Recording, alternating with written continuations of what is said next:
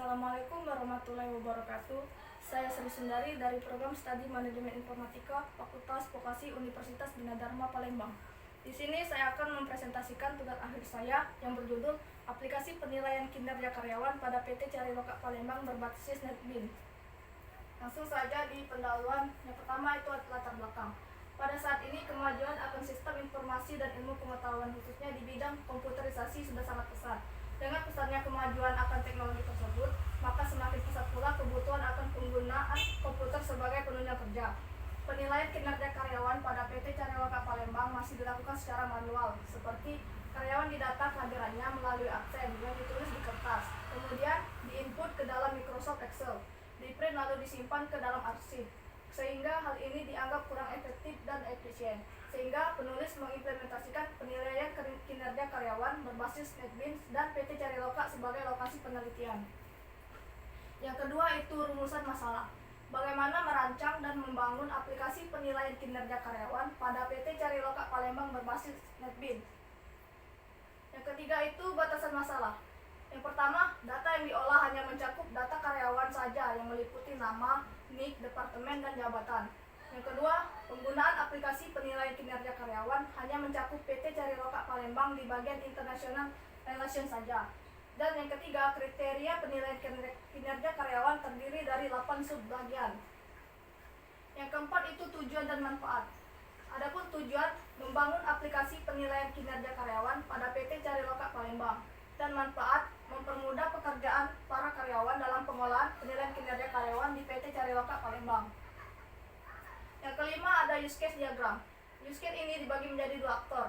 Aktor pertama sebagai admin dan aktor kedua sebagai karyawan. Ini adalah gambaran dari use case diagram. Ada dua aktor. Yang pertama yaitu admin, memiliki akses untuk login, olah data user, olah data karyawan, olah data subbagian pertanyaan, olah data kinerja karyawan, dan logout. Sedangkan karyawan memiliki akses untuk login, olah data kinerja karyawan, dan logout. Yang keenam itu activity diagram. Activity diagram use case login oleh admin. Proses ini dimulai dari admin membuka aplikasi, kemudian sistem akan menampilkan halaman login, lalu admin memasukkan username, password, dan level yang selanjutnya diproses oleh sistem. Selanjutnya, activity diagram use case mengolah data user oleh admin. Proses ini dimulai dari admin yang berhasil login, kemudian sistem menampilkan halaman dashboard. Admin memilih menu data user dan sistem menampilkan menu data user. Setelah menu data user terbuka, admin menambah, mengubah, dan menghapus data user yang kemudian sistem melakukan penyimpanan data yang telah dimodifikasi. Activity diagram use case mengolah data karyawan oleh admin. Proses ini dimulai dari admin yang berhasil login, kemudian sistem menampilkan menu dashboard. Admin memilih menu data pegawai, kemudian sistem menampilkan menu data karyawan. Lalu admin menampilkan, menambah, mengedit, mencetak data, dan menghapus data karyawan yang akhirnya disimpan oleh sistem. Selanjutnya, activity diagram use case mengolah data sebagai pertanyaan oleh admin. Proses ini dimulai dari admin yang berhasil login, kemudian sistem menampilkan menu dashboard. Admin memilih menu data sebagai pertanyaan, lalu admin menampilkan, menambah, mengedit, mencetak data, dan menghapus data subbagian pertanyaan, dan akhirnya disimpan oleh sistem. Activity diagram use case mengolah pertanyaan oleh admin. Proses ini dimulai dari admin yang berhasil login, kemudian sistem menampilkan menu dashboard. Admin memilih menu data pertanyaan, kemudian sistem menampilkan menu data pertanyaan. Lalu admin menampilkan, menambah, mengedit, dan menghapus data pertanyaan yang akhirnya disimpan oleh sistem.